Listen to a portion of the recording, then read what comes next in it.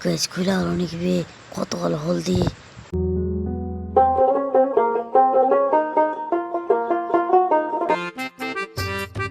আমি হলদি না তো হার হলদি কে আসছে নি কেন গজম গজম করছে আবে কে ওইটা বে কে ওইটা রে হার হলদি বে কি করতে আসছে কে রে তুই রে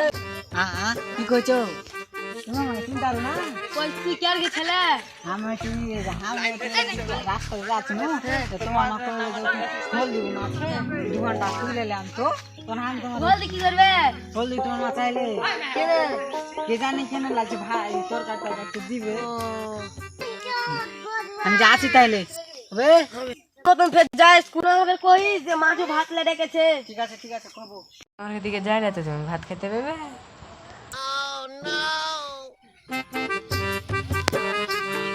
যাই ভাই বাঁচা তো গেল ভাই তুই কি করছিস রে জঙ্গলে বসে একলা একলা তুমি কে জি তোমার বাড়ি কোনটা ওই যে রংকার বাড়ি খান দেখতে পাচ্ছিস যে ওখান হারির বাড়ি ও এবার চিন্তা না তো তুমি রে কি করতেলে তোমার বাড়ি কোনটা জি এই যা ধরা যায় কেন কি যে করবে এখন দেখি কি করে মনে যা তো তো ওদিকে তালা তুমি আমাকে চিন্তা না আমি তো তোমাকে চিন্তা করছি ওখানটা তো যে দেই তোমার বাড়ি দি ওখানটা তোমার বাড়ি লয় ওয়ারে বাড়ি পাঁচজনের হারে বাড়ি তোমাকে আজ গ্রামে তোমাকে আজ নতুন গ্রামে দেখনু আর তুমি আমাকে চিনতে পারলিছো আমি আচ্ছা আমি গেল তাইলে থাকো যাক ভাই বাঁচা গেল এর হাত থেকে আরে দুটা যে লোক আসছে আমি কি করবো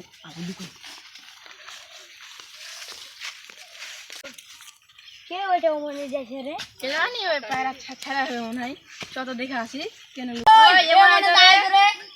যাই তো কি খাই শুনে আসি এখন তুমি জঙ্গলে গেছিলে তুমি ছোট নাকি আমি তো চলবো আমি কইছি লাগছে তোমরা মারবে তাহলে আমি তো লুক আছে না আমি তাহলে কোন আচ্ছা যান এখানে না থাকা যাবে না পালাইতে হবে যে খালি সাপ এই চোর দে বাট চোর দে মানে ফেল ভাই ধর চল কেন ওই দিয়েছিলে চলো তো দেখে আসি জি কত রাস্তা কে ছিল সেদিকে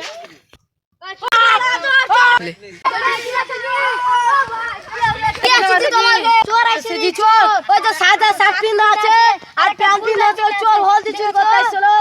এই একটু হারিস তো কথা পিন্ধা আছে চলো তো ও ভাই এদিকে একটা সাদা শার্ট পিন্ধা আছে আর একটা প্যান্ট পিন্ধা আছে একটা চোর দেখেছো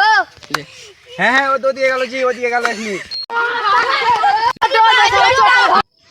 আল্লাহ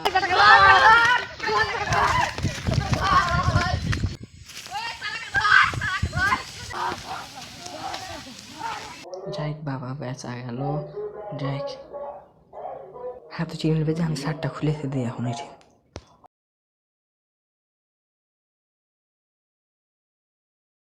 আর বেটা সাথে দেখি পিন্ডে দেখি তো আমাকে মায় আইনি ফি